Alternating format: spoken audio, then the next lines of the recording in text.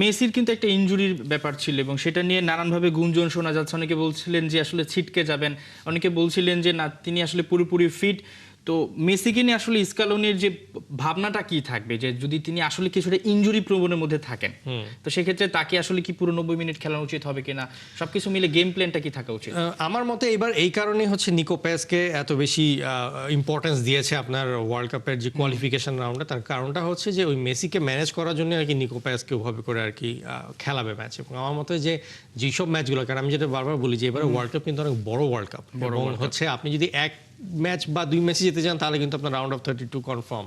So আপনার ওই রেস্টের যে মেসিকে এবার রেস্ট দিয়ে যে মানে খুব ইম্পর্ট্যান্ট ম্যাচগুলোতে খেলানোটা হচ্ছে আসলে স্ক্যালোনি আর কি মেইন জায়গা থাকবে। এবং আই থিঙ্ক রাউন্ড অফ 32তেও যে অনেক বড় টাইপের কোনো স্কোয়াড যে তার এগেনস্টে আসবে এটাও কিন্তু না। এরকম হতে পারে যে অন্য আপনি যদি গ্রুপ চ্যাম্পিয়ন হন তাহলে সেক্ষেত্রে অন্য গ্রুপে হয়তো 3rd পজিশনের টিম আসতে পারে। তো সেটাও যদি দেখা যায় তাহলে ধরা গেলো যে এক হাফের মধ্যেই যদি ধরেন যে 2 গোল আর্জেন্টিনা দিয়ে দেয়, তাহলে সেকেন্ড হাফে ধরেন 60 মিনিটসের পরে মেসির খেলার আসলে খুব একটা প্রয়োজন বোধ করবে না।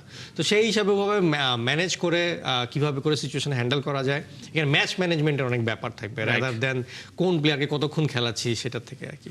আমরা যদি তাদের গ্রুপে এই মুহূর্তে বলি যে তারা শুরু করবে আলজেরিয়া দিয়ে, তারপরে রয়েছে জর্ডান এবং এর বাইরে রয়েছে অস্ট্রিয়া, এই 3টা দলের বিপক্ষে আপনি কেমন পারফর্ম আশা করছেন?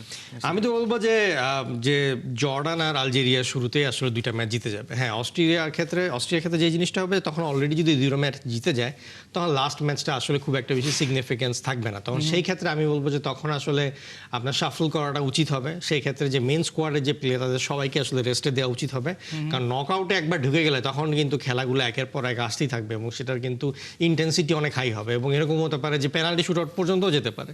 তো সেই ক্ষেত্রে আরও 30 মিনিট এক্সট্রা খেলতে হবে। তো আই থিঙ্ক টার্গেট হওয়া উচিত যে প্রথম 2 ম্যাচই জিতে রাউন্ড অফ 32টা কনফার্ম করে 3rd ম্যাচটাকে একটু রিল্যাক্স হিসাবে নিয়ে একটা শাফলিং অ্যারাউন্ড করার জন্য।